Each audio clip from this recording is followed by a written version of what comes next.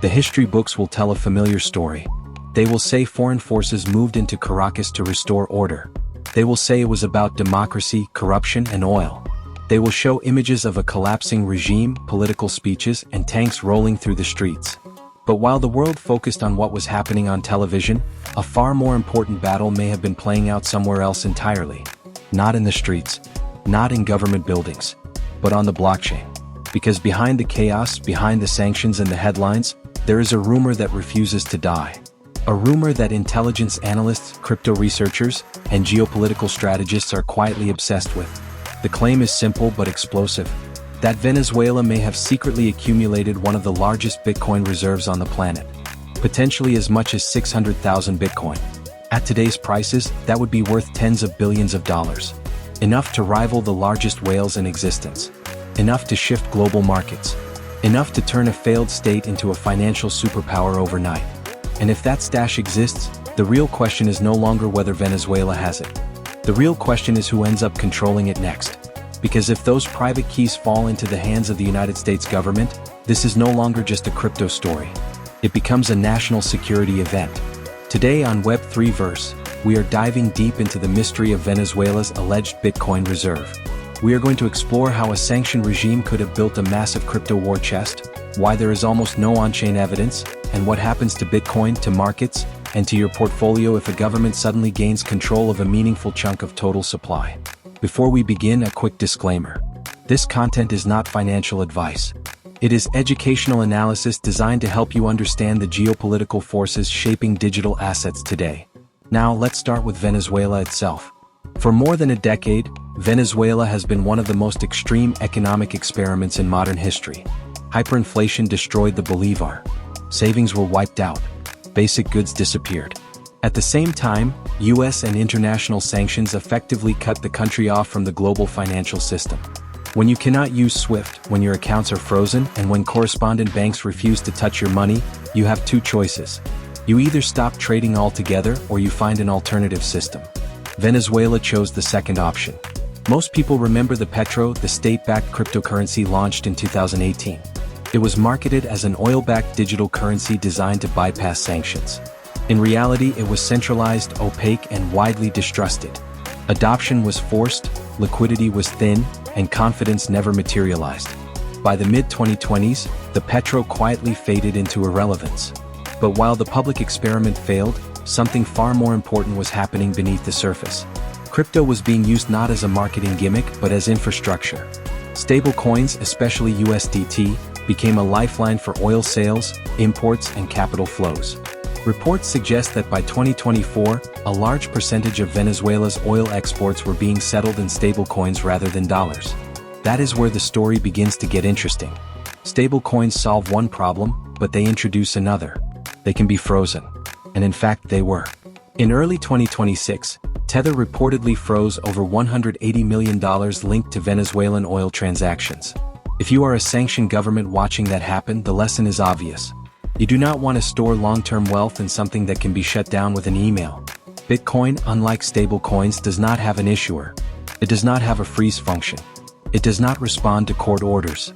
If you control the private keys, you control the asset. That brings us to the 600,000 Bitcoin theory. According to investigative reporting and intelligence-linked sources, Venezuela's inner circle may have spent years converting state assets into Bitcoin. Not by buying through regulated exchanges, but through opaque over-the-counter channels, intermediaries, and cross-border networks. One major component of the theory involves gold. Venezuela sits on vast gold reserves, particularly in the Orinoco mining belt. Reports suggest that billions of dollars worth of gold were extracted, sold off-market, and converted into Bitcoin during periods when BTC traded at a fraction of today's price. Another component involves oil. If oil was sold for USDT, and that USDT was then swapped into Bitcoin as quickly as possible, the accumulation could have happened slowly, quietly, and without leaving an obvious footprint. On paper, the math is not impossible. But here is the problem. The blockchain does not appear to show it. Public trackers credit Venezuela with holding a trivial amount of Bitcoin. Blockchain analytics firms have not identified a massive wallet cluster tied definitively to the state. There is no obvious smoking gun.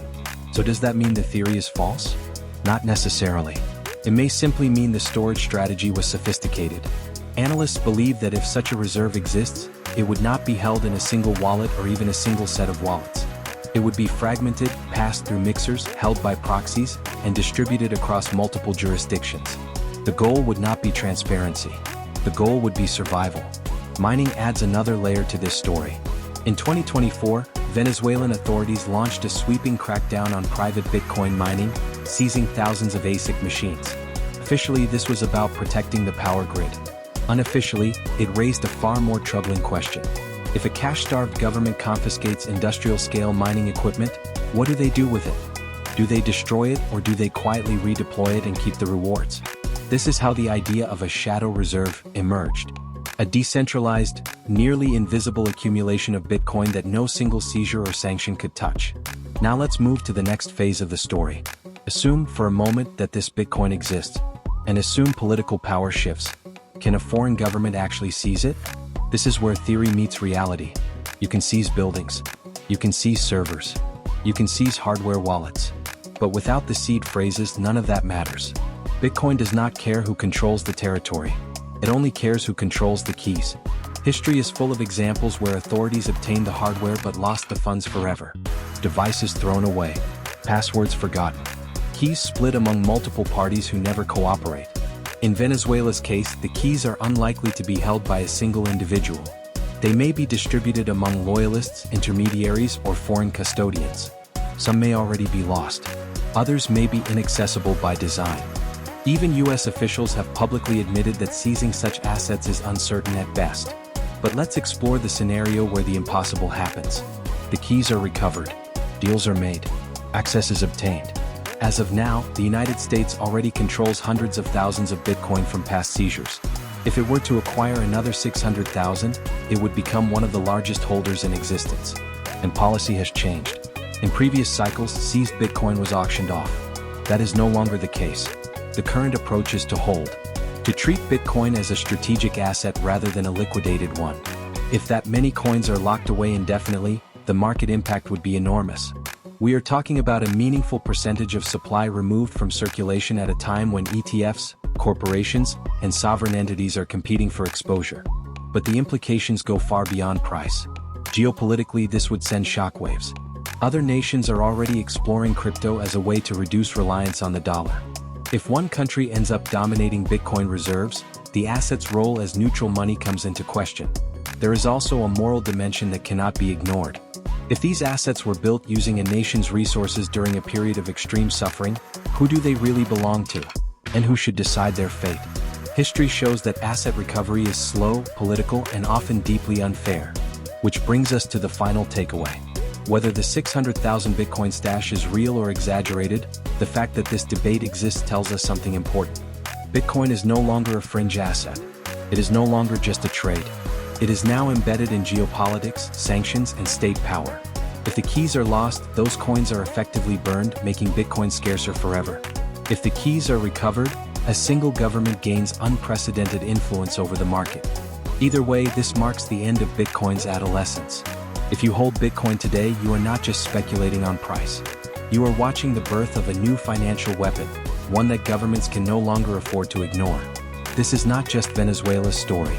It is a preview of the world that is coming.